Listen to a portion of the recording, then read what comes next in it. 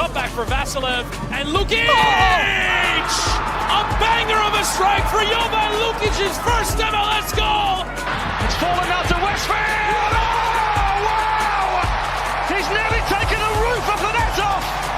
Philadelphia pounce again! Who gets his goal in his Union debut? The record signing, off and running in his first appearance for the club.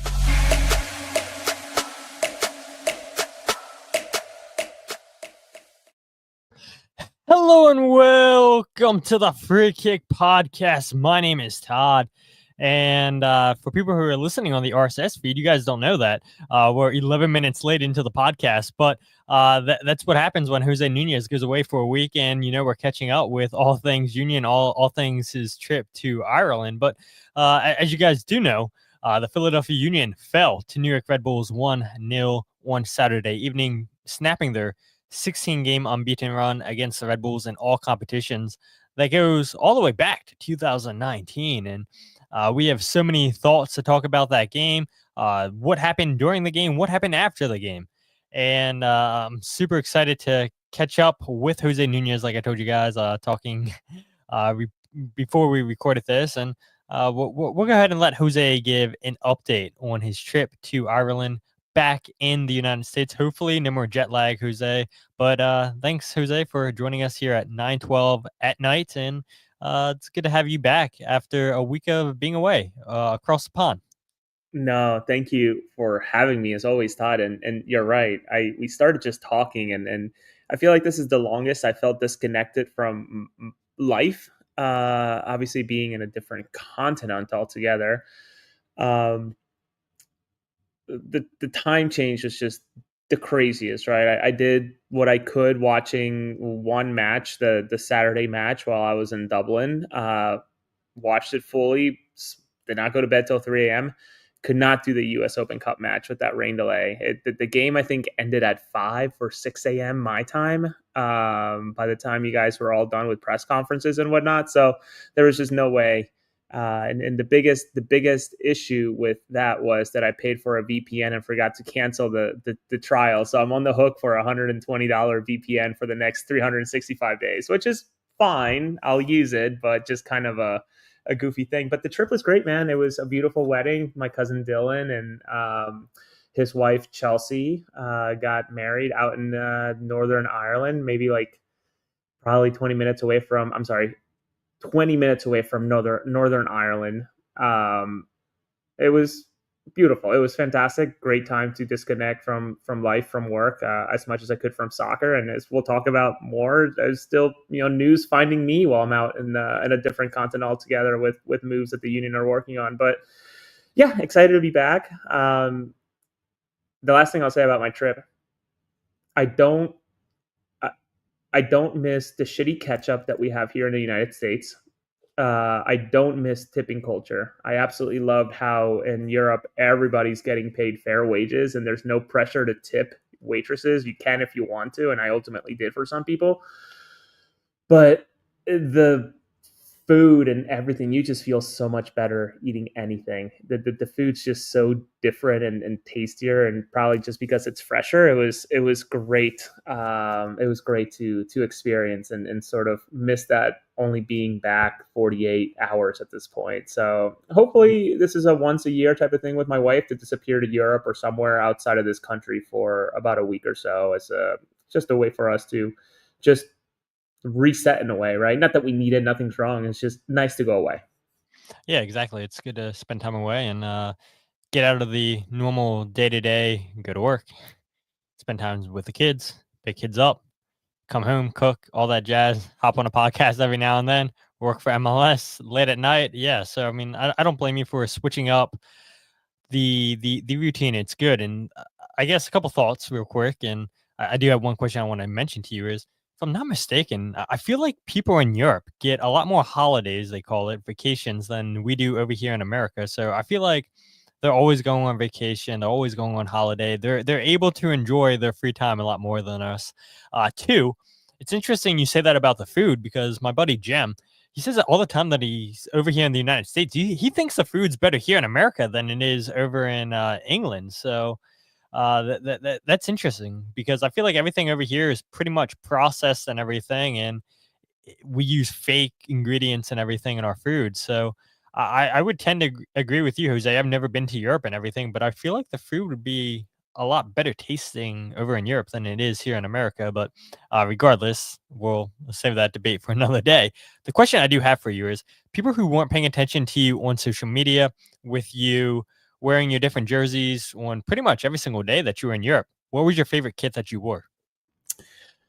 I think I really like the Piccadilly long sleeve kit. That one got some attention. People were asking me. That's a cool thing, right? Like out there, people were not shy to ask me. I never seen that kit. Tell me about it, and I was just answering questions. I would say the one that got the most attention was probably the Providence one, the Rogues, the Treat Yourself kit, which is a donut company that they partner with to make the kit that they did, which is this incredible pink thing. That one got a lot of comments, especially since I wore it as I was traveling across the entire country from Galway, from Galway to back to Dublin. But the one that really, really popped, and I almost felt like, the people I criticized, right? When we see them at the stadiums, at the Union, we see people wearing like random Chelsea kits or, random kits. I wore the Vermont Green kit to the Leeds United AC Milan friendly at Aviva Stadium. And that one fits just so nicely. And I must admit, I think more sentimental than anything because of, our good friend, Mark Kelkenberg, gifted it to me as a thank you for hosting him at my house and probably saving him a few $100 worth of hotel fees. And he just has to, bring me something from his travels as he ping pongs around the East Coast. This one got a lot of questions, but my wife did give me a lot of shit for not taking something Union, especially to this game. Because Brandon Harrison was only 5 rows away, or however many rows are in front of me. It wasn't that many. My wife got some incredible tickets for a not so expensive price. So I would say Vermont Green. And it's cool that the team also retweeted the picture, which I was not expecting. Yeah, loved watching they weren't blogs, but like your pictures you were posting every day just of you out and about in Europe, and it looked like you had good weather, which I feel like is not typically the case in Europe. I mean, you never know what you're going to get, so it's good that it looks like it was pretty much sunny the whole time you were out there. So, really cool to hear that you and your wife had a great trip out to Ireland. Yeah, no, the weather was fantastic. We ran into the entire trip, which maybe is a little crazy considering the week. The entire trip was no higher than 76 degrees the entire time in Ireland, and only ran into 5 minutes worth of rain in Dublin as we were, no, or was it Galway? I can't remember, one of the two cities that we were just traversing about. And the one last thing I'll say is just how poorly this country has fumbled public transportation in the United States. I went across an entire country. Granted, the distance is not as long as some of the places here in the US, but to go from Dublin to Galway, two completely different cities at two extremes of the country, cost my wife maybe, I think it was like €55 for a round trip, which is amazing to not have to rent a car and pay the petrol, as they call it out there. It was awesome. So, do I have some regrets? Yeah, maybe some restaurants that we could have probably vetted a little bit better, but ultimately it was the best decision to get away from Dublin. And I almost wish I would have gone up to Northern Ireland, or Ireland. Is it the Republic of Ireland then at the top of Ireland? I can't remember whatever the country's called, because you have Ireland proper and then you have the other country on top. I wish we would have crossed more country boundaries, if that makes any sense. Yeah. So we're excited to hopefully do this again in the future. And I'm thinking Spain. There's probably a lot that we can do in Spain in one summer. Maybe even go even more central to like a Germany and just bounce around. I just want to make sure that wherever we go, we have some sort of handle on the language, which even Irish English is a different language altogether. Yeah, absolutely. Maybe you guys can go out to Marbella in January, February if the Union go back out there for preseason. Unlikely, unlikely. Yeah, these trips, and it was nice, right? Because my other cousin Bryant and his wife Taylor and ended up being the ring bearer. Their son, their 11-year-old, was along with them. Um, it was nice to ping pong around a little bit with them. I think they were in some of my pictures there. But yeah, I'm excited to maybe do more of that. If anything, it re-energized me to, I'm fairly thrifty, I should say, and careful with money, but like, I hate to say balling out this week, but like, just not thinking about it was great, because like, we're all on least time here on this world, on this planet. So like, to just really go for it and not care was an awesome feeling, for even if it was a week type of scenario. Yeah, absolutely. Shaggy says, Jose, welcome back to the States. And then Hoagie says, my first time in Spain, my rental was broken into. She said, my second time, my rental was also broken into. I don't park there anymore, she says. So sounds like A Sexy great Hoagie story in 3 messages. changed the name from Domesticated Hoagie back to Sexy Hoagie. I don't know what's going on there, but Engagement better still be on. hopefully. Right, Hopefully, let's not did let we? the, Could we have caused a divorce? I don't know. Oh Let's hope no! not. Oh I'm sure we're gonna no! get somewhere throughout the show, but regardless, yeah, great to have you back, Jose. And I saw one of the comments from Michael talking about Oliver Zemla. So without further ado, let's just get straight into the news.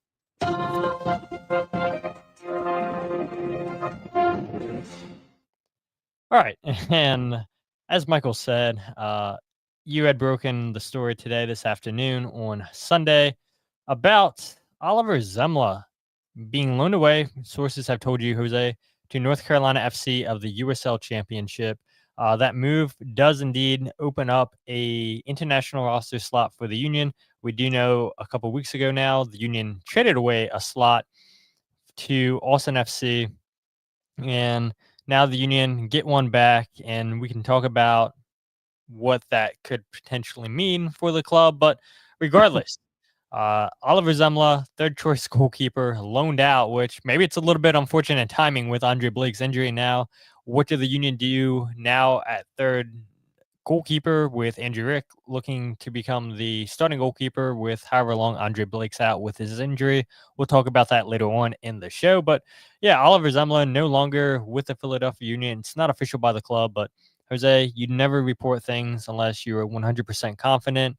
And this is a move that you and I talked about a while ago, that we thought that the Union probably should move on from Oliver Zemla. Finally, looks like it's happening. Zemla, 18 appearances for the Union first team, played over 1,500 minutes for the club since joining in January of 2024, has played a ton of minutes with Union 2. This season, he's made 7 appearances, totaling 630 minutes. So, I guess your thoughts, Jose. Not much of a surprise, I would say, with Zemla going out on loan. No, and the destination at first was interesting, and then someone pointed out to me, a source pointed out to me, that this isn't the first time that the Union have dealt with goalkeepers going to North Carolina. Brooks Thompson, that was his first location before ending up at Lexington, where he ended up sort of reinvigorating his career after being at the Union 2, etc. So location's interesting. Also, the situation that North Carolina's in, right? I think they're in third or fourth place in USL, the Eastern Conference. But the gap between third and, or whatever they are, fourth or third, to like first place is like 20 some points. It's like an insane point gap, if I recall correctly, Todd. It's just sort of like, okay, this is interesting. I don't think that this is an addition to do much, and without really asking too many questions from sources, because I found out about this by happenstance. I was just walking around Dublin, waiting, making our way to Dublin Houston station to catch our train to Galway. I sort of got pinged of like, hey, there's something interesting happening. Do you have a minute? And I took a relatively expensive phone call because I was in Europe, and just listened for a little bit. And next thing I know, it's like, okay, checked with 2 other people, and it sounds like it's happening. He had been training, I think, over the last couple of days this week with the Union still, as they were finalizing the deal, and of course, nothing's official. And this is again sources telling me, so can't imagine things changed. I checked one last time today, and it sounds like he was departing today at some point to go down to North Carolina. In fact, ESPN FC already has Oliver Semla on the North Carolina roster. If you go and search their build in terms of composition of the roster, so yeah, it almost feels like it might be North Carolina doing the Union a favor more than anything, right? Where do they really need another goalkeeper? I think he suddenly becomes the second youngest goalkeeper on that roster too for North Carolina. They have a 30-some-year-old Japanese goalkeeper. Then there's another guy, and there comes Oliver Semla at his spry 27, if I recall. Yep. Yeah, we'll see. We'll see what happens. But if history is to be followed with Philadelphia Union and loans, it typically means that they just move on, right? Think about Pierre and Riasco and all these other players that have gone on loan and not necessarily really come back Yeah. to have any future. Who knows? Who knows? And I think after this year, he was on a single club option, if I recall, as well. So we'll see. And again, this is just, sources telling me. We'll wait for a confirmation. But again, after checking multiple times this week and ultimately today to double check if, the injury changed anything, as far as I was told, is no, it's done, and he's departing today. And I guess he was present at the stadium in New York with the last club as night. well. So, Yeah. and he was on street clothes. I take it. Yeah, he was. Yeah. So, I don't know, Todd. What are your initial thoughts? I don't think that it. I mean, I think it's something you and I have talked about and maybe clamoring. Wish it would have happened months earlier, but here they are with the situation they're in.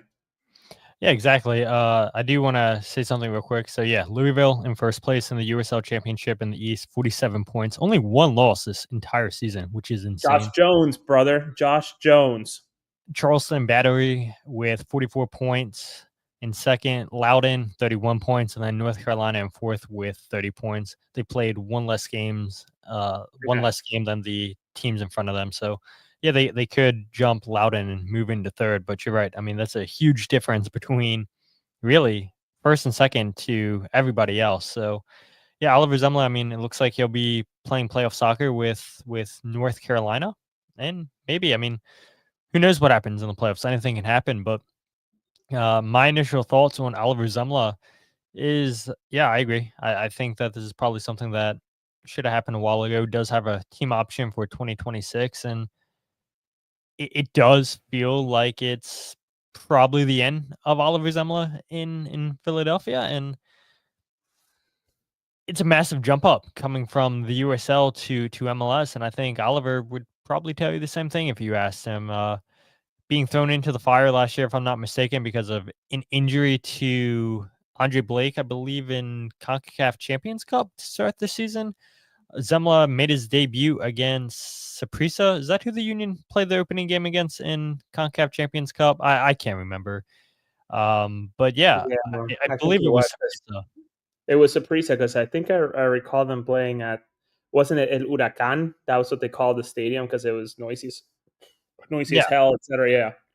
Yeah, they played down in Costa Rica first, and they came back in Philadelphia and played. And the Union almost blew that game, and luckily they advanced. But yeah, I think if you were to ask Oliver, I think he would say he's happy to make the jump up that he did from Louisville, where he was, if I'm not mistaken, goalkeeper of the year down in USL, and now he goes to a place where I would imagine he'll play consistently. He knows the league, and maybe he can find his footing again. Maybe he does so well with North Carolina that he gets another chance. Maybe that option gets picked up. But I think the big thing for Oliver is that international slot that it opens up. The Union have done this in the past, having third string goalkeepers take up international roster slots. We saw it with Mboli years ago. We saw it a couple years ago with Carlos Cornell when he was brought in on loan from Salzburg, and then eventually they cancel that loan, and then he winds up signing with New York Red Bulls. But it makes zero sense to me why you would waste an international roster slot on a third string goalkeeper, let alone even a second string goalkeeper. I mean, Oliver Zumla wasn't brought into the club to take over for Andre Blake, to compete for Andre Blake. You brought him in because you wanted a stable goalkeeper. And we all know how last season went. It went downhill very, very quickly. Andrew Rick was always going to get a homegrown contract, but I think maybe that ended up happening a little bit faster than the Union would have anticipated just because of how poorly that Oliver played. And so, Oliver's poor performances was to Andrew Rick's gain. And now I feel confident. I was talking to people last night at the stadium that if this was last year and you had to do the whole thing all over again, Andrew Blake's getting hurt, do you have the confidence in Andrew Rick? Maybe not. But after seeing Andrew Rick play consistently last year, playing multiple times this year, he has the confidence of his teammates.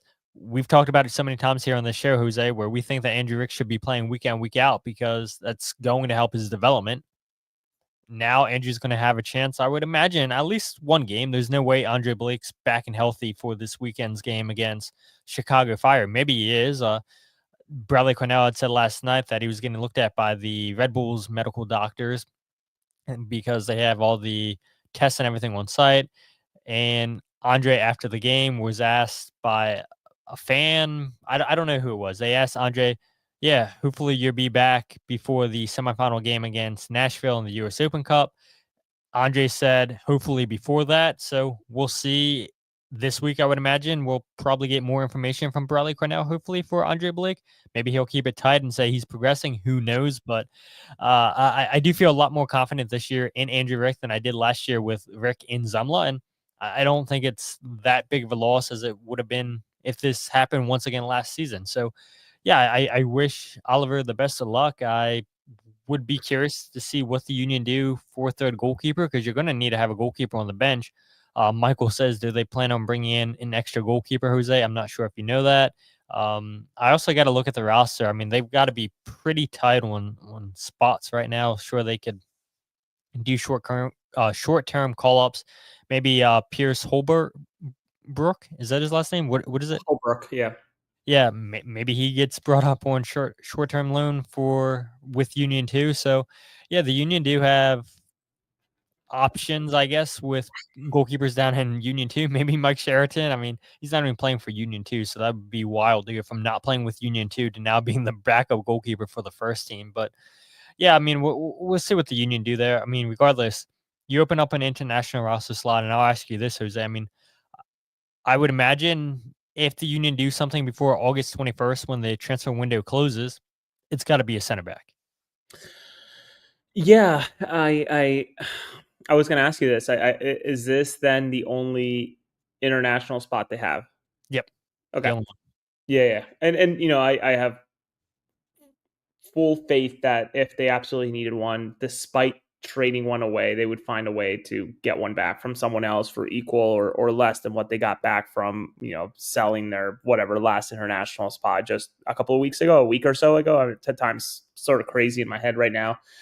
But one thing I'll add before I answer that question on what they could potentially do is this is an incredibly fortunate turn of events for Andrew Rick, who by all means has earned it. We've talked ad nauseum at this point about his talent. I mean, don't have to think too much further back about New York City FC, that incredible save that he makes to get ESPN top 10, etc. His distribution. But this might be the last push if he gets a nice streak of games here throughout the end of the season, maybe into the playoffs. If Andre stays healthy or doesn't stay healthy, maybe Andrew gets peppered in there for a few games here and there as they try to manage Andre's leg.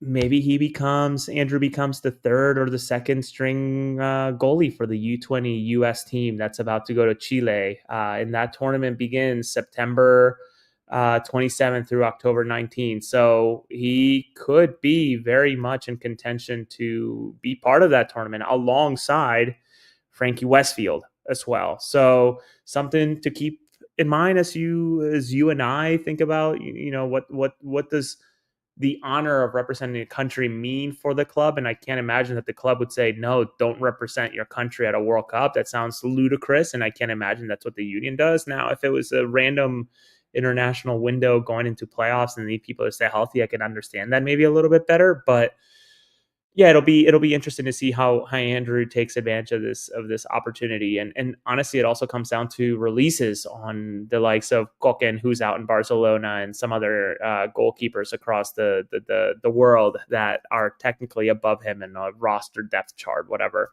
But what do they do with this international spot? That'll be interesting. All I can say that it is extreme. I think it's very likely that they will do something by the deadline here in fewer than 3 days at this point, right? Because it's the 21st. Is it noon, midnight? I don't know what the works. So who knows what they go for? But the rumblings I've heard is that there's movement in a positive way for an addition. On what, on who, from where, from what team. I'm not at freedom to share, or really wouldn't. I don't like to create, noise or rumors or speculation. I only like to report what I know will happen or is on the, verge of being announced, that type of thing. So hang tight. We'll see how it goes here for the next 4 days or so. Yeah, I like I said, I mean, if the union do something, I would imagine it's center back. So we'll go ahead and see what happens in that regard. I mean, you don't just, in my opinion, sell or loan a player out, free up an international slot, unless you plan on using it now. Yeah, sure, the union can go ahead and sell another spot like they did with Ty Baribo's spot to Austin a few weeks ago. But yeah, I would imagine there's no way the union want to go ahead and approach the rest of the season relying on two center backs and Nathan Harriel as your Swiss Army knife that can play along the whole back line and as an emergency number 10 if you need him to play that position. So yeah, it'll be interesting. August 21st is when the MLS secondary window closes, and we'll see what the union do ahead of that. But yeah, let's go ahead, Jose, and switch topics now to last night's New York Red Bulls versus Philadelphia Union match. A lot of people on social media, a lot of people in the comments really want us to discuss Chris Donovan. They want us to discuss Bruno Damiani. We'll discuss both players. Red Bulls, we all know that. They won last night 1-0 over the Union. Dylan Nealis scoring the 74th minute, his first career MLS goal. And it is funny too, right? When I thought about that, Dylan Nealis, a right back for New York Red Bulls, scoring his first career goal. I always feel so bad for Ray Gaddis, right? Where it's like, man, you watch all these players scoring their first career goals, and Ray Gaddis couldn't get one. Could not get one. I mean, I guess Olivier Bazu is waiting for a goal, right? But, man, poor Ray Gaddis, right? Close so many times, couldn't get a goal with the Union in his career, couldn't get a goal with Cincinnati. And, yeah, we see it right back in Dylan Nealis scoring his first goal last night with the New York Red Bulls. But tidy finish, too. Yeah, it was a fantastic finish. I mean, to put that in the bottom corner, nothing Andrew Rick could do there on that play. And yeah, might as well talk about that goal, right, Jose? I mean, I mentioned it. And is it a little bit harsh to blame Olivier Bazo? I'll let people in the comments make the decision on that. But ball gets played forward, and you have Olivier Bazo who's pushed up higher than the rest of the back line. Ball winds up coming to him, and he just gets the ball stolen off of his foot. He's complaining, thinking that he's fouled, and because of that, now the Union have to all shift over right with Makanya, Nathan Harriel, and Kai Wagner, and it's a 4v3 opportunity for New York Red Bulls. Choupo-Moting receives the ball from Forsberg. He's 1v1 against Nathan Harriel. Harriel misses the tackle. Now you have Kai Wagner, who's 1v1 in the penalty box, and then you have Dylan Nealis just running freely down the right side of the field. Maybe you could have got more help from Anilowski tracking down the side. I'm trying to think who else was playing as an attacking midfielder at this point in the game. Bedoya was out, if I'm not mistaken, in this point. I think it was Ilowski, right? Playing as the 10 on this, because you went with Bruno Damiani and Ty Baribo. So, yeah, maybe Ilowski could have tracked back, help out defensively for the Union. But, yeah, I mean, if Olivier Bazo doesn't lose the ball there, maybe it's not a chance for New York Red Bulls to go in. And yeah, it's just they force a turnover, and we've seen the Union do this so many times, right? They turn the ball over at half field, and then they quickly break. They have numbers for it, catch the team out of position, and I mean that's what you get with these two teams every single time. It's going to be hard tackles. It's going to be gritty every single game, and it's what we've seen with Nashville too. I think they're a very similar team to how the Union play, and to see the Red Bull just punish one Philadelphia Union mistake, they get one chance. It felt like the whole game, and they make do of their chance. They bury it. Yeah, they had a chance earlier in the first half. Choupo-Moting, I believe it was, had a header. Andre Blake saves that easily. But Yep. one thing I was talking about with somebody after the game, they were mentioning that these type of games that we saw last night are what the playoffs are going to be, Jose, where you're not going to get 5, 6, 7 chances a game. You're going to get one, maybe two chances in the playoffs. And the teams that are going to advance through the playoffs are the teams that can bury those chances. And the Union get one chance with the penalty spot. We can talk about that later if we want. Again, I know a lot of people want to hear us talk about Donovan and Bruno Damiani, but Red Bulls get two chances all night long. First one saved, second one, it's a really good finish by Dylan Nealis. And unfortunately for the Union, they don't get many chances in this game. The penalty spot gets saved. But yeah, this is what playoff soccer is going to look like. Not many chances given up. It's going to be fought hard defensively and in the midfield. And all it takes is one chance. And, if you can't bury your chance, then it's going to come back and haunt you. And that's exactly what it did last night with Dylan Nealis finishing from the right side of the field. Yeah, and if we even want to backtrack a little bit, and you're absolutely right, this is exactly what playoff ball is going to be like, right? It just turns out that the ball bounced or slid over the perfect way to Nealis to go ahead and. I mean, I'm not going to be shy about it, but like, holy shit, what a finish. I mean, when I saw it, I was just like, that is, I actually had to like look back and think, see, is that really a right back? Cause that was a season striker's finish, like that was pretty good. But listen, if we go back to whatever it was, 7 or 6 changes from the US Open Cup roster or starting 11 to Saturday's Red Bull game away from home, there were only, and I might have said this before too, but like whenever Carnell does this, which is very hard to argue with a lot of his coaching decisions because he's had this team humming all year, but it was only going to be one of two ways that this game could have gone. One, or option A, complete masterpiece, right? He goes and gets this rotation in, gets the guys, gives them that belief, right, that he talks about, right? If they have nothing to believe for, what are they practicing for? What are they, putting their efforts for? I would say money, but beyond that, playing time, right? If they go on and get between 1 to 3 points, or I guess either 1 or 3 points, it's a masterclass by Carnell, right? Going on the road after beating the Red Bulls midweek and going to Sports Illustrated in New Jersey and walking away with points, it's a masterclass. Or you get option B, which is what happened last night. Just a bit of I don't want to call it a disaster, but just obviously not a good result with the Union squandering an opportunity with things that they technically can control, right? Because they lost last night. Unfortunately for them, or fortunately for them, Nashville lost today to New York City FC. Unfortunately for the Union, Cincinnati throttled Portland at Portland, which is an incredible result, including the shithousery from Evander to go up to the fans and just call him out in his celebration after his incredible goal from outside the 18. So another missed opportunity, right? Much like the Toronto match, to maybe continue to build a little bit of separation. And listen, I'll be the first one to tell you that. Said this to Mike last night after the game. I personally don't value the Community Shield too much, especially with the way that playoffs are structured now. I wish it meant more, but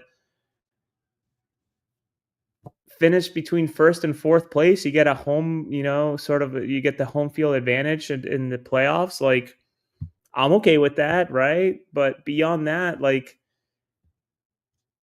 if you were to ask me, and of course I didn't get to watch it until the following day, I am more than okay sacrificing league play against Red Bull if that meant, and of course it happened, that they beat Red Bull on Wednesday to make it to the semifinals of the US Open Cup.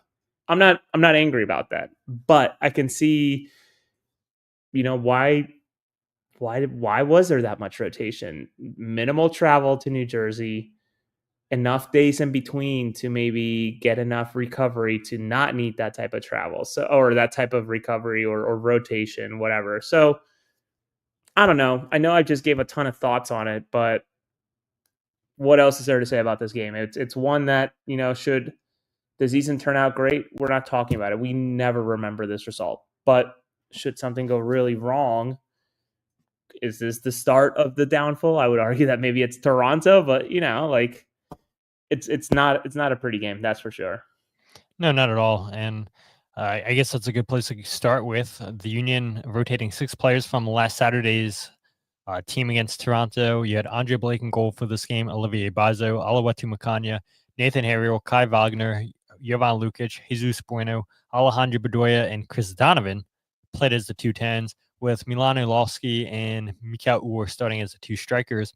But you go back, the Union played New York Red Bulls 3 days ago in the US Open Cup, and they rotated from this game on Saturday to the game on Wednesday, 7 players. They subbed out. They were forced to sub out. Jacob Glesnes suspended on yellow card accumulation. Frankie Westfield started at right back against Red Bull on Wednesday. Bizo comes in. Danley John Jock started with Jovan Lukic as the 2 number 6s. Danley comes out in this game. Indiana Vasilev, who was out on Saturday due to a concussion he suffered on Wednesday night against New York Red Bulls. Him and Quinn Sullivan started as your 2-10s. Both of those guys not in the starting lineup. And then Bruno Damiani and Ty Baribo, neither one of those guys started up top for the Union. And a lot of people, like I said, Jose, not happy with Chris Donovan starting. And it was interesting, in my opinion, to see Donovan start this game as a number 10 with Alejandro Bedoya, and then you change him midway through the game or the first half to a number 9. And there's a play, and do I take the risk, Jose? Do I take the risk and play this video without getting this video taken down? I don't know. Maybe it is worth the risk. We'll see if I can pull it up real quick. But you know the exact play that I'm trying to talk about is where Chris Donovan just stops. He stops, and it's Dude, right. Even play the shot, brother. That shot, and I don't know, Todd. Let me ask you. Pause this for a second, if you can. If not, let it rip. But that shot that he took, that went 15 yards wide. I'm not gonna be one to try to read lips. I actually quickly moved on from it. Then I don't even think. I think I cut it actually on when I was gonna pause it. And I thought, I don't know. But even people on the bench kind of chuckling at his shot. I don't know. It's hard to not be able to see Kevin Sullivan chuckling and some other guys sort of just what are we doing here type of situation. So I don't know if you have that clip ready at all, if you even got it, but that first half shot that he took from must have been 20 some yards out. Yep. It was just not good. And again, in talking with people, I think he is certainly above MLS Next Pro. Is he an MLS player? I don't know. I who knows? Yeah, with the shot, I don't have it up, but what I would say about that shot, because I said it to people in the press box, I said that was the Union's first shot in 32 minutes. You can tell they were getting frustrated. They weren't getting in areas where they could get shots off. And so I understand why Chris Donovan took that shot, because 32 minutes is a lot to not really get any chances created, to not really be in any dangerous positions. And so you get yourself in quite a bit of space. And yes, it's always going to take something pretty special to beat the goalkeeper out from that distance. I understand why Chris took the shot, because it's a long time, like I mentioned. But at the same time, it looked like a horrible shot.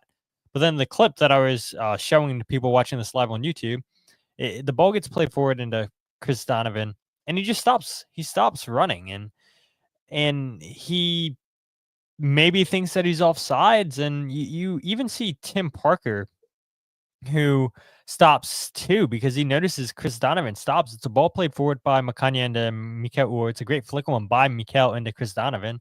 And both Parker and Chris Donovan, they both stop. And again, I just don't understand. I mean, you're taught to play until the final whistle.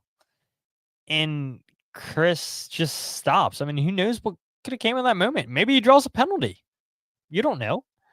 But it was such a bizarre moment just to see, okay, the Union really don't create a ton of chances in the first half. It's a credit to how well I think Red Bulls play defensively.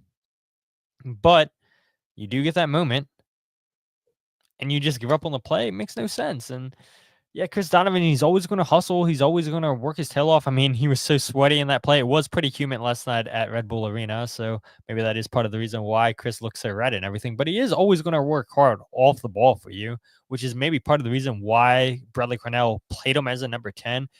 In my opinion, I think Bradley Cornell went with rotation for this game because his goal probably was to get to 0-0. You get to 0-0 at halftime, then you're going to bring your big hitters off the bench. You're going to bring in your Bruno Damiani, your Ty Burrebo, Quinn Sullivan, Danley John Jock. All of those guys do wind up coming in. You waste a substitution in the first half because of Andre's injury. We'll talk about that here in a bit.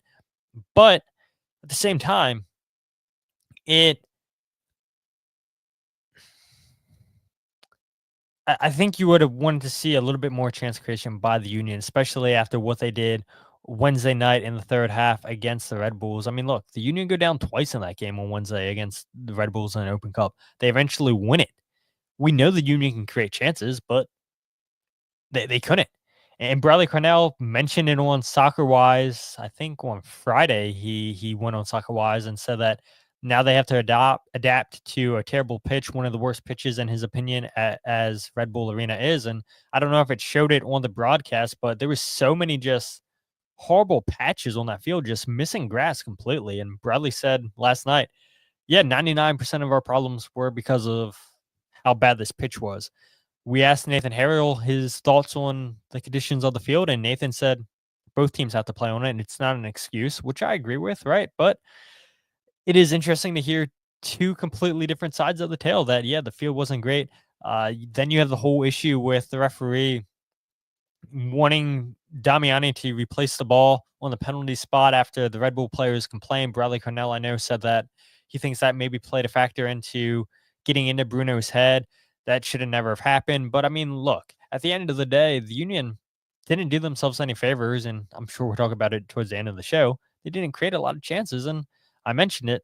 This is what playoff soccer is going to be. You're going to get one, maybe two chances, and if you can't finish your chance, then the other team's going to wind up putting the ball in the back of the net more than likely. And if not, you're going to penalties where it's always 50-50. So I understand why Bradley Cornell went with rotation. Like you said, Jose, you're only traveling up to New Jersey.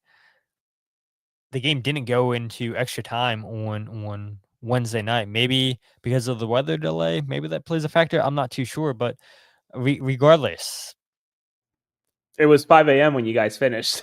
So like I didn't. You're right. I mean, I didn't watch the game either. I was asleep. I think it ended at like 12:30 or something like that. Yeah. But I don't know. I mean, the Union getting into half 0-0, which you would say is good on the road. And now Red Bulls are playing for a playoff spot. They're going to start pushing forward the farther you go into the second half. And the game's tied 0-0 still all the way up until the 70th minute. And the Red Bulls, you feel, are going to keep pushing men forward the later this game goes on, which then opens up counterattack opportunities for you. So, yeah, again, it's just maybe the game plan almost works. You get a penalty kick, you have the first chance, you don't convert your penalty, and 4 minutes later, then there goes Red Bull with the opportunity, and they finish their chance. For those that maybe are unaware, Todd, the thing, I guess, to add more context to why Red Bull Arena, or I'm sorry, Sports Illustrated Arena was the way it was, that was a hub for Leagues Cup, where they were playing 2 matches each match day, if I recall correctly, because Montreal was using it as an arena as well. So like when they had games, and then the Red Bulls also had games, I think there were a couple of match days where whether it was staggered one after the other. I think there were even days where like one would play at X time of the day and then the next one would play later on in the evening. So it was getting a lot of usage. And make no mistake, the Union, for as good as their groundskeeping crew is and incredible they are, they also had a lot of issues. I don't know if you remember when they took on DC United's Leagues Cup match a couple of years ago. I don't know if you recall that, Todd, where DC United came up I-95 to use the Union field for their Leagues Cup match that had, I kid you not, maybe 150 people in the stands because there was no reason for that game to have taken place at Subaru Park. So when there's that much wear and tear on a field, and it's difficult to keep up with. So I don't like blaming the field. I did not know that Nate said that, so I appreciate that type of answer from him. But yeah, dude, you're absolutely bang on right. This is what the playoffs are going to be like. And if you're rotating, you're not rotating, it's going to be one chance, right, that wins the game. And think about that Glesnes volley from outside the 18 that beat Red Bulls that one year, right? It went into playoffs to ultimately get it done. And it was that one single play and a stroke of luck at the same time. So we'll see how they respond from this, right? They welcome Chicago this weekend on the 23rd. My father is visiting from North Carolina, so I won't be able to go. But I struggle to understand the rotation. And I didn't even think about that, Todd, in terms of, I'm guessing by the time that media duties were done and the game was over, and then media duties were gone, I'm guessing some players probably didn't get to their beds till like 2:30 in the morning. Like that is unreal.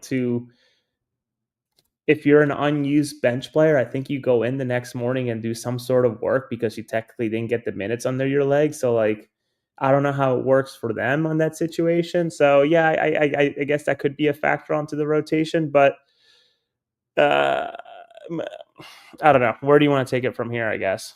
The injury, I think, to Andre Blake in the 24th minute looked to be a hamstring injury. He grabs hamstring, and I'll go ahead and I went back like during the game to find the clip to Andre getting hurt, and it's unfortunate that Andre yet again gets injured, and I understand fans' frustration with Andre just seemingly getting hurt every single year, it seems like. But the Union have an attack, and it gets cleared away by Red Bulls, and they play a long ball up top. It gets deflected by the Union in the midfield, but then again, the ball gets played forward into Choupo-Moting.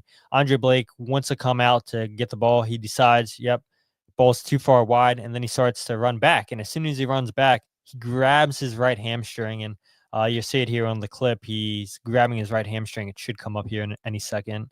You see it like very, very quickly. Maybe not. Maybe I don't have it. There it is. Yeah, he's grabbing his right hamstring. And yeah, Andre Blake during the game tries to stretch it out. I believe they showed that on the broadcast with the training staff out there just trying to work at that hamstring. Once the training staff goes away, Andre Blake's trying to jog off and just work it out, but then he falls right back down to the ground, and it's like, great, Andre's done. And Bradley Cornell talked last night about, and I didn't even think about this, how that unplanned substitution really changed the rest of the substitution patterns for Bradley Cornell the rest of the game going forward. Because yes, you use 1 of 5 substitutes on a goalkeeper, but then you burn one of your 3 windows. And so now the Union only have 2 windows to use. And maybe they were always going to bring out Chris Donovan at halftime for Bruno Damiani, but maybe that was a little bit too planned, because Bradley knew, okay, well, if I don't use this substitute at halftime, then I only have 2 more windows. And so, yeah, Bradley Cornell talked about after the game how once that moment happened, kind of threw everything off course for the rest of the game. The minute that happened, I was like, that screwed us a little bit. So again, a game unfolds in different ways. We start at 0 minutes, we end at 90, and then we have to play the cards we get dealt. It's just what it is. And again, we were inconvenienced a little bit by it, but I thought the guys who came on made a push, and we got back to ourselves. We got it to 70 minutes at zeros, and we got a penalty to get the go-ahead goal. So, and unfortunately, it doesn't unfold that way. We coulda, woulda, shoulda, and we would never have known. And he mentions it right there, right, Jose? That even when they made the substitutes in the second half, it's still 0-0, and they get the penalty. And maybe we can switch away from Andre Blake for a second and talk about the missed penalty by Bruno Damiani, because again, so many people in the comments talking about Damiani. I saw a lot of people on social media last night complaining about Damiani being the penalty taker. They didn't want him taking the penalty, but Bradley Cornell said it a few months ago that if Bruno is on the field, he is the designated penalty kick taker. I think that's fine by Bruno to aim low in the corner, but the issue was not enough pace on the ball. And because of that, it's an easy save for Carlos Cornell. And again, to Bradley's point, okay, it sucks that Andre Blake gets hurt. You waste a substitute there, but you get into half tied 0-0. You start the second half, still not creating a lot of chances, but you finally do get the penalty kick. Alowski wins the handball off of Tim Parker, and you have a chance to make it 1-0, and your penalty gets saved. And I could feel it, that the energy, you heard it from the Sons of Ben. They were to the right of us where the new press box area is. As soon as that penalty got saved, they got really, really quiet. And maybe the players felt the same way too. Like they knew it was going to be difficult because they were struggling to create any meaningful chances throughout the game. They finally get a chance with the penalty and it gets saved. And I almost called it Subaru Park. Red Bull Arena, I want to call it too, but it's Sports Illustrated Stadium. It's always going to be Red Bull Arena to me. Once Cornell saves that penalty, it brought new energy, new life into the stadium, in my opinion. And 2 minutes later, 3 minutes later, Red Bulls go down and they score the goal with Dylan Nealis. But Bruno Damiani, we can start there, Jose, right? I have no issue with him taking the penalty because Bradley Cornell had said months ago that he's a designated penalty kick taker. I gotta tell you, and I don't think I'm not gonna disclose who it was, but in talking with an MLS writer, a very prominent MLS writer last night, just talking about what story we're gonna run with. I wrote about Sonny, former Spurs, last night. So if you want to go read my story on LAFC's victory, you can find it on MLSsoccer.com. Plug. But one of the stories pitched was, and they knew I was in the Slack room, was, Bruno Damiani taking the penalty away from Baribo. So I actually messaged this MLS writer and said, actually, Damiani is the designated PK taker. And this, again, very prominent MLS writer was kind of like, really? What is that all about? So, for what it's worth, I think that, Bruno being the designated PK taker is certainly an interesting thing. I think your description of the penalty, having watched it multiple times now, is accurate. It was a well-placed kick, just not enough space. Though I think credit also needs to be given to Coronel for making that save. I think it was a fantastic save, and it seems I'm like the only one in the world who recognizes that it was also a good save while also being a bad penalty kick, right? So, like, for what it's worth, I think there's some credit to be given to the goalkeeper as well. But what I will say about Bruno Damiani is that, like, again, he seems to be, actually, it's not that he is. I get what his role is and what his job is, right? Because at his role, it is to score goals. I get that. And he's not doing that. But when you look at the metrics across his entire game and what he does with the pressure and what he does in activity off the ball and what he does in linking up play and just being a nuisance up front, and I can count multiple times last night alone where he applies pressure, creates a throw-in for the opposition up the field in their defensive half, and you see Bradley Cornell clap him on and like yell for him, just like utter like joy for him pressing. He's off the charts on a lot of those things, but where he is missing is just that final touch. And maybe it comes next year, maybe it comes later this season, which is, I think, what Bradley Cornell is maybe banking on or wanting to. But am I mad about him having a first year where he comes in with no preseason with the club, right? He came in, he didn't play any preseason games, did he? He came into like the first or second week of the year. Correct. Comes in with no Marbella under his belt playing against those sides or getting to know the guys. And now, what is it, 7 games left or fewer than that? I can't remember how many are left at this point. Still a nice runway for him to get going. And it probably absolutely sounds like I'm making excuses for the guy. But like, again, the metrics everywhere else, and I'm not even looking at XG, which is what a lot of simps for XG go and do, is that he is doing a ton off the ball that people are not realizing, are not recognizing. And I get it. As a striker, his job is to put it in the back of the net. And we've talked about it, Todd. I can share more clips, but that scissors kick against Toronto, that shot against Atlanta, that, quite frankly, you add 2 goals to his name and suddenly you start thinking, okay, well, like metrically, he's a lot better, right? Because he's already doubling or nearing, higher, because he's on 4 goals for the season. I think last night would have been his 5th or 6th. So you add 2 more goals. He's already at 6. He adds last night's PK. He's at 7. You're feeling a lot better. Quick search, Todd. What's Emmanuel Lathela at right now for Atlanta? Latte lot. I bet you somebody in the comment section is going to beat me to that. But Latte lot is at. Has to be fewer than 10. I know that. Oh yeah, absolutely. He is at 7 goals, 1 assist. How much more did he cost? A lot more. He was 22 million. More than 4 times. So, yeah, for what it's worth, listen, like, I get it. Not the best game. He came in at half for a player that probably should not have even been on the field at halftime. Let me ask you this, though. Did you think that was a planned substitution, or do you think that the play was bad enough for for Donovan that it spurred the change? Yeah, I think play was bad enough, but I also think too, because Bradley Cornell knew he only had 2 more substitution windows, instead of making massive changes, bringing 3 players on at one point, I think he used that free window that he had at halftime to bring in Damiani.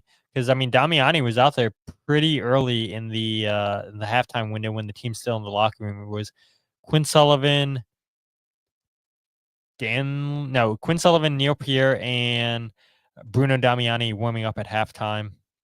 Neil Pierre obviously never comes in, but I guess Quinn Sullivan needed somebody to pass the ball around with, and then Bruno Damiani was the substitute that came on at the start of the half. But yeah, I think maybe part of that was because you burned one of your windows in the first half with Andre Blake getting injured and then Andrew Rick coming on. But one thing I was looking up is, while you were talking about Damiani, his XG, and I know XG is not everything, is 8.8, almost 9. He has 4 goals, and it's unreal. Part of that is good goalkeeping, really, really good saves. Part of it is because he's had some misses that you're like, man, how'd you miss that? But the thing I'll always say is, at least he's getting in the right position. He's getting in the right position. And yes, you want to focus on this current season, but we've seen it time and time again. I'll continue to make this argument where, how many players, the first season in MLS, new country, new league, new teammates, new style of play, new everything. It takes them some time to adjust. Not everybody, but it's happened more than enough in MLS. And so I'm willing to pump the brakes on the hate for Bruno Damiani, because look, here's a perfect example.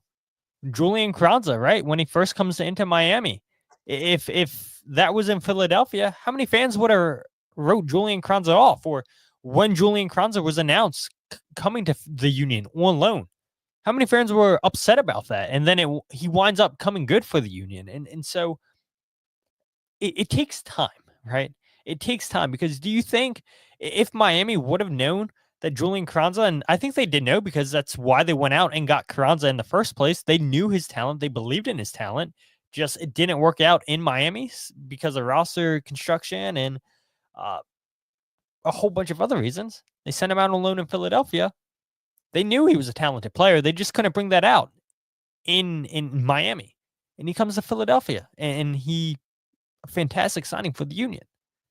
And so it takes time for players to adjust. And so, yeah, fans may be getting tired of that excuse. What, 25, 26 games now Bruno Damiani's at?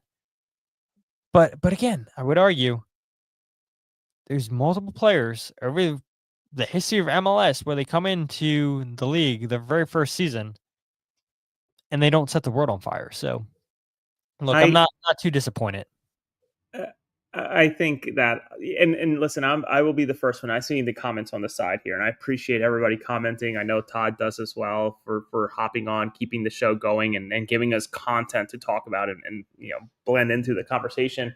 I'm a firm believer that reasonable minds can differ, and I think this is one of those situations where a lot of people are, like, well, I'm not buying it, right? I'm not into this. I'm not understanding where you're coming from, and that's totally okay. We can totally defer whether or not Damiani is a suitable, most expensive player in Union history, which again, that mark is not very high compared to what other clubs are doing. I mean, my goodness, we just talk about Emmanuel Latela being 4 or 5 times the value, purchase value that Bruno Damiani is, and having, honestly, I would say similar seasons despite Latela being a little bit ahead. Certainly not as much fucking hype, that's for sure. Didn't have Tom Bogert posting about him 7 or 8 times leading into the deal. So I think all it takes is for Bruno to have, goodness, Todd, like 1 or 2 good playoff games. We are not even discussing this anymore. He scores 1 game winner, 2 game winners in the playoffs, and I think everybody forgets about this. Absolutely everybody forgets about it. So listen, I think for the sake of the club, and obviously you and I are on the press side and we try our best to remain as neutral as possible. I know we have fondness for the club, et cetera, from, following them and getting to know people in and outside the club, that I hope that Damiani picks up some sort of heat, some sort of steam going into the playoffs. It's the final sprint. So if he's going to do it, it's got to be now and soon, and certainly well ahead of next year, because you don't want to go into next year having this shitty feeling from fandom that you're just they don't like you, they don't believe in you, they don't think that you got the job done. And again, the price tag may not be very high, but I think that there is a sense of pressure of being he's on a young designated player contract, I believe, so that brings on its own pressure. So it's I'm sure sort of difficult for anybody, and I'm thinking about the human side. So it is what it is, and I wish Damiani luck. I tried to interview the guy and we just couldn't get the timing right. So at some point, I think people would love to hear from him more, and get to know him better. All right, so yeah, we spent a lot of time talking about Damiani. 2 more things I want to get to before we get to them. Andre Blake, we did start off talking about Andre Blake. Yes. He comes out injured. A lot of fans, I think, are very, very upset that Andre once again is injured. Hamstring injuries, there's no telling with them, right? Especially what Andre is 34 years old now, 35. The older you get, it's got to be a little bit harder to recover when you were a 24, 25-year-old goalkeeper. And to see Andre come out, make the sprint, and then sprint back into goal because he realizes he can't get out to the ball, it's got to be so difficult, right, Jose, for a goalkeeper to move quickly to play as a sweeper keeper, and then you got to move back into your goal because you're like, I can't get to this ball. And so when you're a goalie, you're not seeing a lot of action, you're not seeing a lot of shots. You got to figure out how to keep your body warm. You got to figure out how to keep it going. And it took just one moment of Andre running out, then running back, and he pulls on his hamstring. And it's an unfortunate moment, and I understand why fans are upset with this injury again. And it's unfortunate for Andre. He doesn't want to get injured. But the last 2 seasons, the storylines have been more about Andre Blake missing time because of multiple different injuries than Andre saving points for the Union, winning games for the Union. It's unfortunate. It is unfortunate. And, I can't think, Todd, and this is something I wanted to text you. Actually, this is another thing, like, I'm getting used to being back in the States. being able to use my phone whenever I want and being able to text and call whenever I want and not feel pressure of like, I can text whatever with T-Mobile, but like phone calls are just like, shit, it's 25, 30 cents a minute, whatever it is. Like, I feel like I dialed the clock back to like the early 2000s with like minutes and having to keep track of them or whatever. So I guess I should have called you when I was thinking about this, but can you think of any goalkeeper across every possible league that has been as injured as Andre Blake? Every league. Well, if I can't think of a goalie off the top of my head, then that would be no. That would be no. Okay, yeah. Like I'm trying to think like injured keepers who just like disappear from time to time. I mean, I even think keepers that use their legs, and certainly in modern football, soccer, that like Ederson for Manchester City, hardly ever injured, right? And he's kicking 70, 80-yard dime passes left and right on his way to Vince. That's actually a good shout. Stefan Fry, as much as Andre Blake, I'm not sure. And some of it is, wasn't he like on some serious concussion protocol? Yeah, I do believe so. Okay. So I don't know. Maybe I take concussions a little bit differently than a hamstring. So maybe I should have clarified that a little bit better. But nonetheless, like this is why that timing, I think, was very weird with me sharing the what sources have told me reportedly that Oliver Semla's on his way to North Carolina. Hey, there's Sexy Hoagie. I can't think of another goalie, period. But she spelled out period. I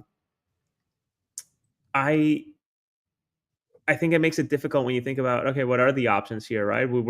I think you and I are in unison that, yeah, it's great that Andrew Rick now becomes the number one for a little bit, but is it Piers Holbrook? Really? Like, is that it? Like, that's a lot of trust on a guy who was just playing at Navy and now, doing okay, if not well, at MLS Next Pro. So, yeah. So I wonder, I think what would be very telling for a lot of reasons is whether or not Andre shows up to Jamaica's international games during the upcoming window, to whether or not he'll feature on the 16th of September or not.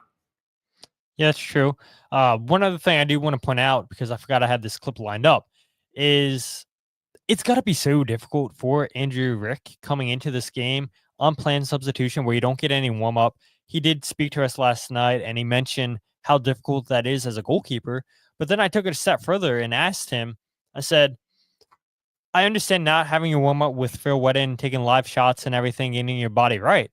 But then as a goalkeeper too, when you're thrown into the fire where your team's playing that well defensively, Red Bulls last night, they only had 7 shots all game and only 2 shots on target, where Andre Blake makes 1 save. And then the second shot that was on target was the goal.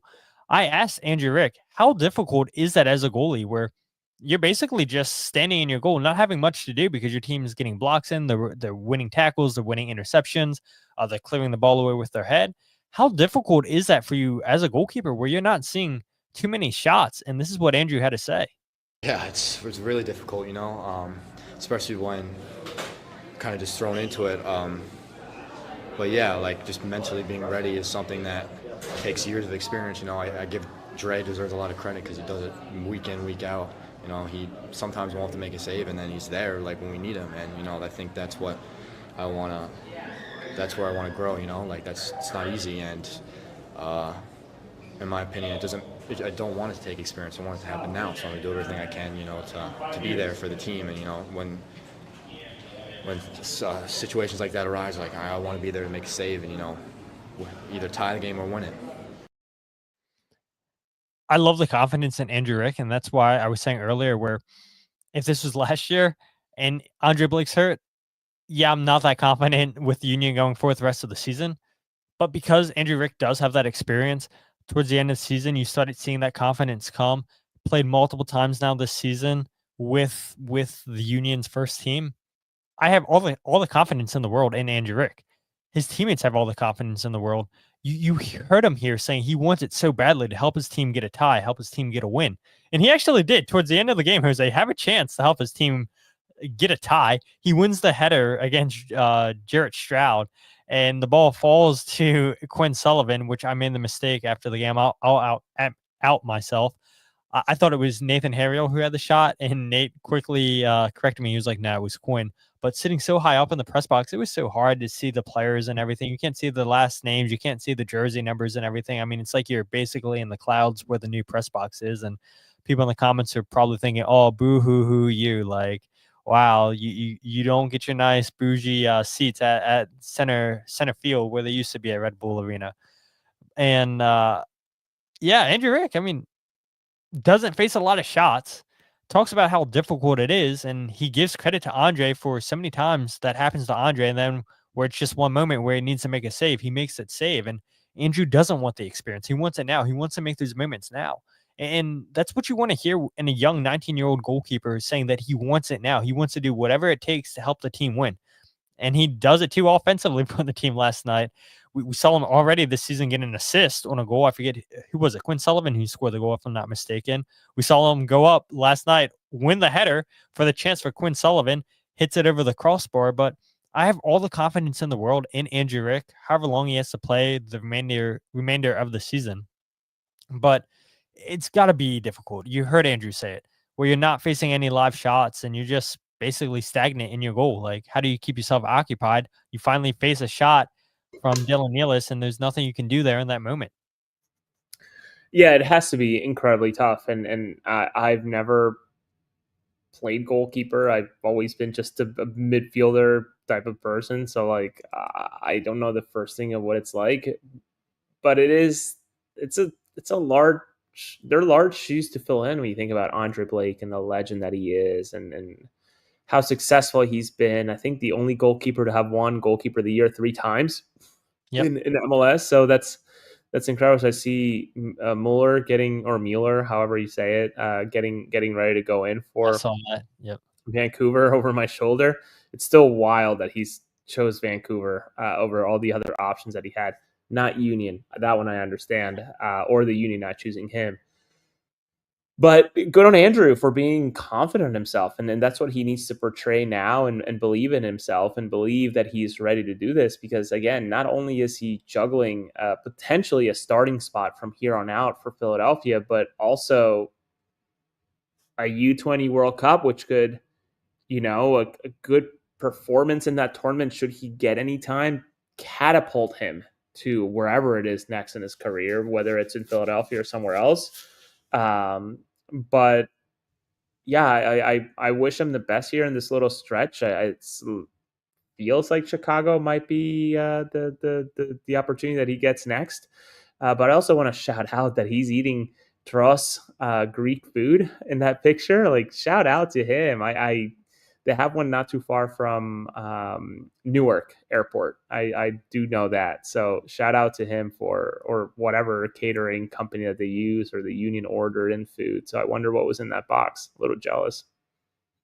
Yeah, shout out to Jillian Almany, who sent me that picture. So I didn't even think to take any pictures or whatnot. I was like, does anybody have any pictures for Andrew Rick so I can use it for the little thumbnail for the podcast? And she sent me that picture. So thank you, Jillian. We're an hour and 13 minutes into the podcast. There was one more topic I wanted to talk about, but we'll skip it. I mean, rapid fire. The Union losing their 5th game this season by 1 goal. Once again, lacking any chance creation. We won't really talk about that. I mean, we've talked about the lack of chance creation so many times on the show and everything. So we'll go ahead and skip that. But I do want to go ahead and talk about blunder of the week, unless, Jose, you have anything else you want to mention from this game. I think it's one to forget, and I think it's one that Carnell is going to watch with the guys clips for probably half a session and just move on, right? Because it wasn't pretty, and the reality is there's not much to dwell on. It was not a game to really get a lot out of, right? It's not like they did a whole lot wrong. It's not like they did a whole lot great either. So it was very much a neutral game. So now they changed the page and welcome Jack Elliott for the first time to Subaru Park, right? Yep. Hopefully they have a nice video tribute. That's what I said to people last night. I hope there's a nice tribute for a player that spent 8 years in Philadelphia, and probably would have been in the Ring of Honor if the Union would have beat LAFC in 2022 in the MLS Cup. But there's our weekly MLS Cup mention on the podcast. My As God, people yeah, now log off the podcast.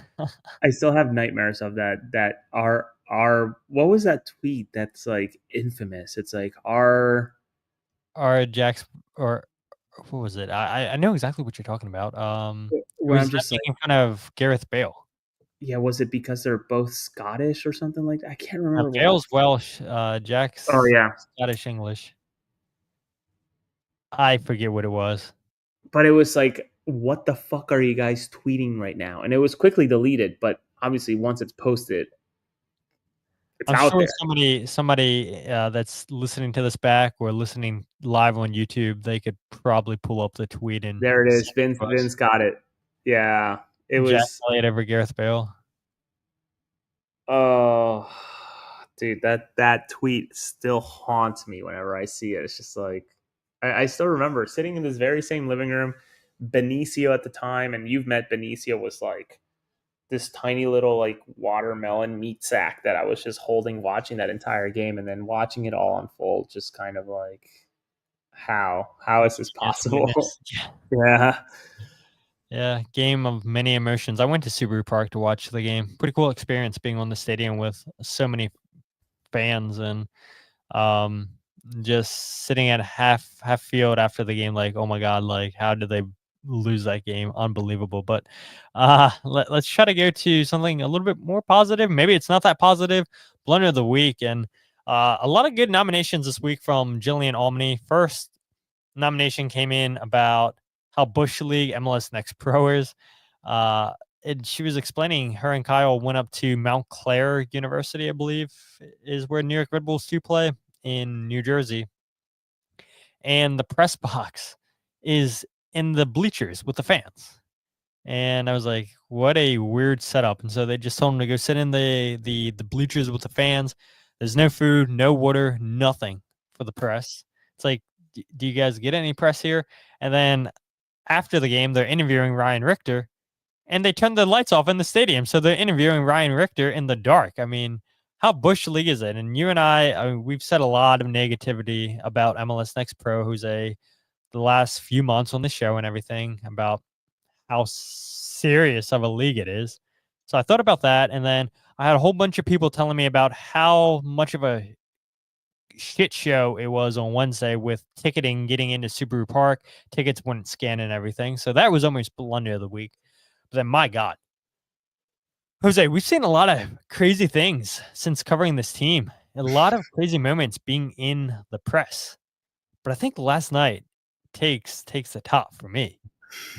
So last night, Bradley Cornell is doing his press conference, and you remember how it was last year, Jose. We were in like a conference room. We were sitting around a round table, and super nice, and it's super, like, not to get off topic, but Red Bull Arena, it's crazy to me that it was built the same year as Subaru Park, and it's 10 times nicer than Subaru Park. I mean, I don't know. I mean, 15-year-old stadium does not look dated whatsoever. You look at Subaru Park, and it's like, my God, like you guys could probably spend $100 million doing massive upgrades to the stadium. But that's not the point of the story. The point of the story is we're in this press conference room. We're in this like meeting area, round table with Bradley Cornell, and somebody opens the door. This is towards the end of Bradley Cornell's press conference, and we all look at the door. It's the Red Bull mascot, Red. He comes in to the room, starts shaking his head up and down, bobbing it, just like flexing, like mocking Bradley Cornell, mocking the union. The union's head of PR is telling the mascot to go away. He's not listening. He's not listening whatsoever. He finally gets the hint and leaves. But for a mascot to act that way, I've never seen this ever. I've never heard about this ever happening in professional sports. It's very unprofessional. During a press conference, you walk in, you open the door, you're told to go away. You don't go away. You're looking at Bradley Cornell, you're mocking, you're bobbing your head up and down. I mean, I've never seen such unhinged behavior from a mascot before. I know Philly fans give Gritty a lot of shit about how goofy he is, and he does a lot of weird stuff. But for a team that hadn't beat the Philadelphia Union in 16 games going back to 2019, a manager that used to be an assistant coach there, used to be an interim coach, you come in and enact this unprofessional. It's so strange to me. And I know I had people saying, "Oh, there has to be video of this." The only video that there is you have to get the security footage from the security people at Red Bull Arena, which I don't think I'm getting. Maybe Pablo Maurer could get that. I mean, I'm sure this is a story he would love to do. I mean, it was so strange, Jose. And after the Red Bull mascot left, never saw him the rest of the night. So what a strange experience to see a mascot bust into a press conference and mock a former Red Bull employee. Yeah, not good. No, not good at all. Oh my goodness. This is one of those few moments, and I chose to be home. There's no way I could have done it. And I certainly would not have been a good husband had I gone to this game. Instead I went to my alumni soccer game super quick, got tired, and came home and crashed just so I can rebalance my body to the time zones or whatever. But this is one of those moments where I sort of kick myself and think, man, I wish I would have been in that room to watch this, to witness, etc. Like, I mean, Todd, you and I have sat through press conferences where people ask the dumbest shit possible. And that's not tooting my own horn, because I've asked my fair share of dumb fucking questions for sure. Me calling Andre Blake Andre Black during one of the press conferences. I know you recall that one.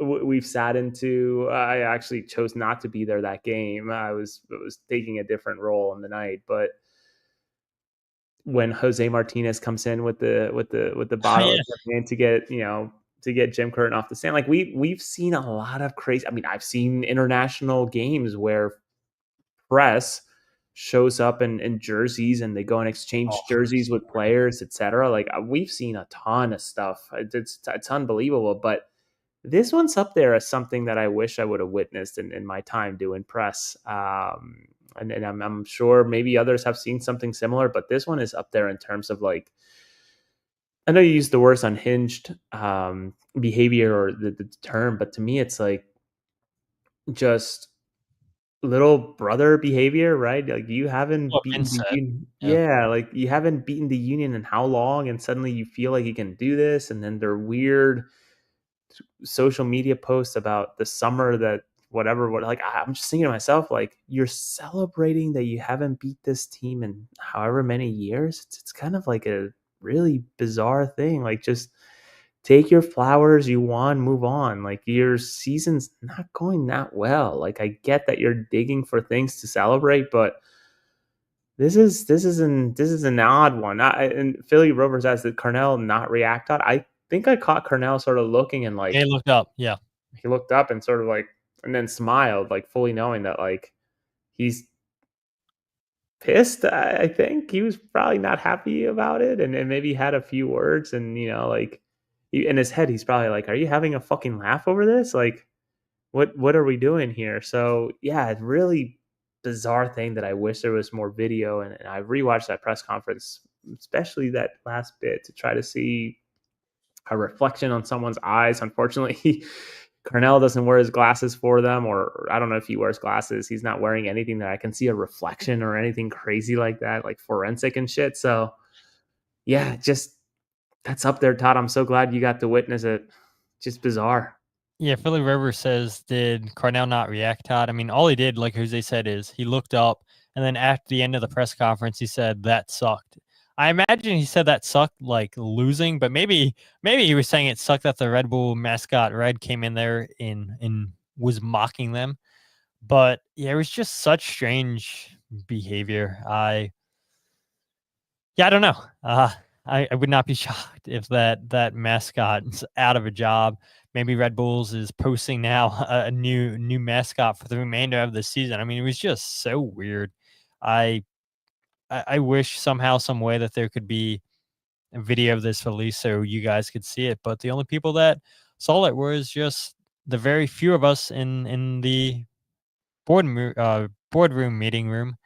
And yeah, just so strange, man. So strange, Jose. It's so weird. I mean, I had joked and I said I wouldn't have blamed Bradley Cornell after the press conference if he just went to the mascot and 2-footed him. Like, yeah, he has all of the ammo in the world to go ahead and do that. Like, you were Corrective just tackle. fine at Bradley Cornell if you want to go ahead and put in a tackle on this mascot. But yeah, so strange. And we are at an hour and 24 minutes on the podcast, Jose. 10:35 at night. Longest podcast we've done in a while, maybe the longest one that we've done. So I think this is a good place to go ahead and wrap up the show. But Jose, we had a lot to catch up on, a lot to talk about for a game that was a 1-0 defeat. Not many action from the Union, and always a pleasure having you on the show. Always a pleasure reading the comments from people on the show. People aren't following you yet, which I feel like everybody in the comment section probably are. Everybody that's listening to the RSS feed are either following you on Substack or one of the many social medias you're on. But if not, where can they follow you? At Jose R. Nunes 91, I believe is my handle. Todd, I think you can bring it up super quick, or little names that go on top of our screens, or maybe not. There we go. You can find me on that. At the top, you can find the link to my Substack, where I try to share very important stuff to everybody via email when it makes sense, or if I have a thought piece in mind, etc. But I think more's coming here in the final 4 days of this transfer window for MLS. As long as it is it indeed the 21st, Todd? Yeah, 21st. Yep. Okay, so I'm sure there. Who knows? We'll see. We'll see what happens here in the tail end. But I appreciate everybody who's following, sharing my work, your work, our work with other friends of ours who cover the team. It's exhausting. I very well tried to watch the U.S. Open Cup game, but that just wasn't going to happen. But certainly stuck around the Toronto game and sort of gasped, I should say, in awe at 3 a.m. in the morning when that late equalizer came in. So I was there with you all, just many miles in an ocean away. So happy to be back in the States, happy to catch up, and we'll see what happens against Chicago. An interesting matchup, that's for sure. A team that has nothing to lose and another one that has everything to sort of drop as long as they don't go beyond fourth place. Yes, sitting in 8th place currently in MLS in the Eastern Conference on 39 points, 11-9-6 record.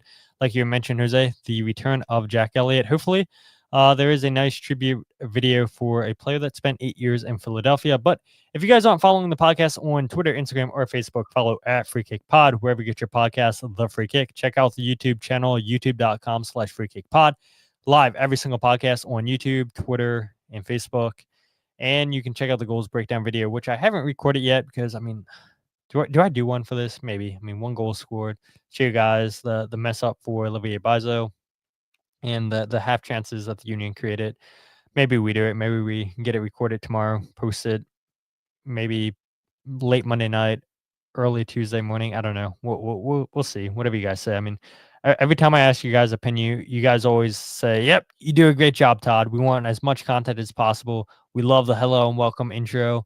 We love the new intro you guys say, even though I'm like, I don't know how I feel about this. But you guys do know how to inflate my ego. So I do appreciate that. But finally, if you guys haven't checked out my writing or the podcast or the goals breakdown video all in one place, check out thefreekick.substack.com. Again, you guys are the best part of the show with the comments. So many comments tonight. I appreciate you guys. Jose, appreciate you guys. And again, in hour 30, we are pushing maybe the longest podcast Jose and I have ever done. But that's because of you guys. All your great comments tonight. So we will see you on Sunday as we review, hopefully, a Philadelphia Union win over the Chicago Fire. But with that said, my name is Todd, and this is the Free Kick Podcast.